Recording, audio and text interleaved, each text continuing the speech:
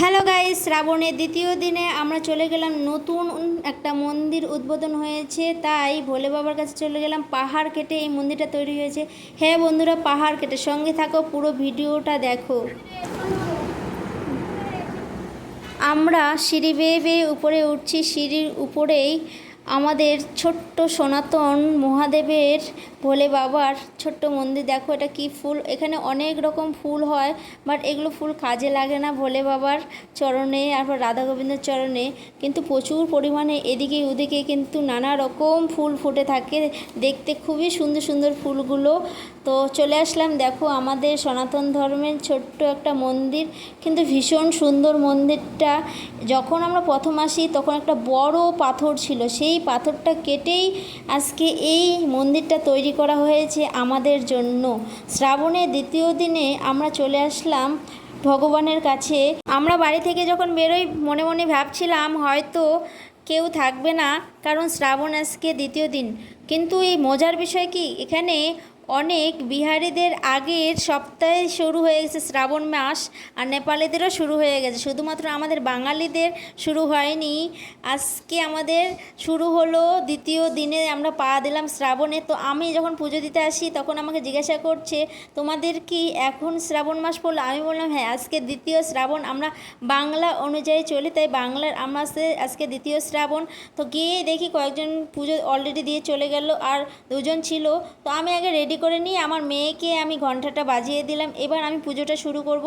দেখো আমি আগেই প্রসাদ টোসাদ সব কিছু কেটে নিয়ে এসেছিলাম, কারণ এখানে তো কাটার জিনিস পাবো না, এই জন্য সব কিছু আগে বাড়ি থেকে রেডি করে এনেছি। জাস্ট এখানে সাজিয়ে দিলাম মহাদেবের কাছে।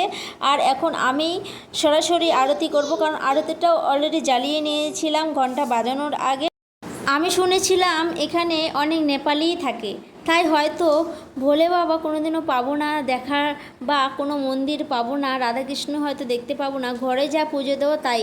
কিন্তু আমার এখানে আসা পর ভুলটা ভাঙলো, কারণ এখানে প্রচুর বাঙালি আছে। নেপালিদের মধ্যেও যে বাঙালি হয় আমি খুব কম শুনেছিলাম, বা আমি জানতাম না যে এত মন্দির আবার এখানে আছে।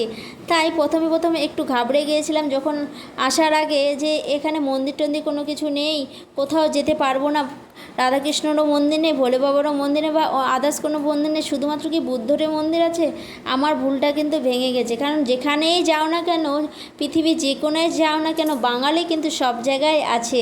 তাই বাঙালির জন্য সনাতন ধর্ম যারা পালন করে আর যারা সনাতন ধর্মী, তাদের জন্য তো অবশ্যই মন্দির থাকবে। তাই আমাদের জন্য কিন্তু এখানে অলরেডি মন্দির অনেক রয়েছে। আর এটা নতুন হলো, পাথর কেটে, এই যে দেখো পিছনে যে পাথরটা আছে, এই পাথরটাই বড় পাথর। আমি যখন দেখেছিলাম তখন এই পাথরটাই কিন্তু কেটে কেটে আজকে এত সুন্দর একটা মন্দির তৈরি করলো। আর এই মন্দিরটার পাশেই কিন্তু একটা গুম্ফাও আছে। আমরা একদিন গুম্ফায় যাব, সেটা আমি শেয়ার করব। আমরা অলরেডি পারমিশন নিয়েছি যে যেতে দেবে কি না, তো আমাদের পারমিশন দিয়েছে। আমরাও একদিন গুম্ফা ঘুরতে যাব, এর পাশেই গুম্ফা মন্দিরটা আছে। তো দেখো আমার মোটামুটি আরতি দেওয়া শেষ হয়ে গেল। এবার ফুল বেলপত্র দিয়ে, এখানে কিন্তু একটা সমস্যা কি, ফুল পাওয়া যায় না বাজারে, বেলপত্র পাওয়া যায় না। খুব কষ্ট করে আমরা বেলপত্র জোগাড় করেছি, আর এখানে ফুল কিন্তু কষ্ট করেই আমরা জোগাড় করি, কারণ এখানে চারপাশে ফুল গাছ লাগানো, আবার নিজে লাগাতে হয়। কারণ আমার ভিডিওতে এর আগে দেখেছো যে আমরা নিজেই ফুল গাছ লাগিয়েছি, লাগাতে হয়, কারণ এখানে ফুল তুলতেও দেয় না, আবার মার্কেটে ফুলও পাওয়া যায় না, কারণ এখানে এরা প্লাস্টিকের ফুল ইউজ করে। এবার বলতে পারো যে চারিদিকে মহাদেবের গাঁদা ফুল ছড়ানো আছে, তাহলে কি ফুল পাওয়া যায় না? আসলে সত্যি ফুল পাওয়া যায় না। ফুল পেতে গেলে এখানে অনেকগুলো ফুল নিতে হবে অর্ডার দিয়ে, ফলের দোকানে অর্ডার দিতে হবে, তবেই কিন্তু ওরা শিলিগুড়ি থেকে আনিয়ে দেবে। 50 টাকার বা 100 টাকার এখানে, বা 10 টাকা 20 টাকার ফুল পাওয়া যায় না, তাই নিজেদেরই লাগাতে হয়।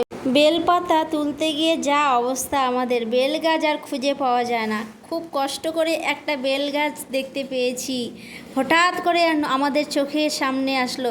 আমি তো আজকে ভাবলাম যে ঠাকুরকে বেলপত্র আমি চড়াতেই পারবো না তার মাথায়, কারণ যখন ভোলে বাবার আশীর্বাদ থাকে না, সত্যি রাস্তা খুলে যায়।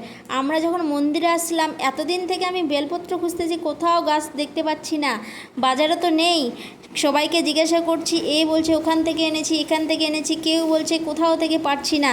কিন্তু আমরা যখন আসি রাস্তা দিয়ে তখনই রাস্তার নিচেই একটা হঠাৎ করে, এতদিন যাতায়াত করেছি নজর পড়েনি, কিন্তু আজকেই আমাদের নজরে আসলো সেই গাছটার। সঙ্গে সঙ্গে আমার বর গিয়ে বেলপত্র তুলে নিয়ে আসলো। সত্যি হার হার মহাদেব, মহাদেবের কৃপা ছাড়া আর কিছুই হতে পারে না। আমি ভেবেছিলাম শুধুমাত্র ফুল জল দিয়ে চলে আসতে হবে, দুধ দিয়ে চলে আসতে হবে, কিন্তু না, বেলপত্রও আমি দিতে পারলাম। হার হার মহাদেব, সত্যি মহাদেব তুমি আছো আর চিরতরেই থাকবে। তো আমাদের জল ঢালা হয়ে গেল, আমার বড় জল ঢালা প্রায় শেষ। আমরা এখন প্রণাম টনাম করে আমরা বাড়ি ফিরবো। কিন্তু তুমি ভালো থেকো মহাদেব, আমাদেরও ভালো রেখো।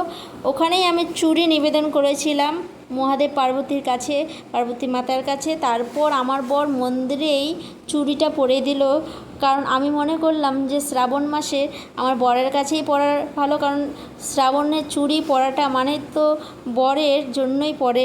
যেটুকু জানি যে বর যাতে ভালো থাকে, বরের আয়ু যাতে বৃদ্ধি লাভ করে, এই জন্য আমরা শুধু শখের জন্য পরে না।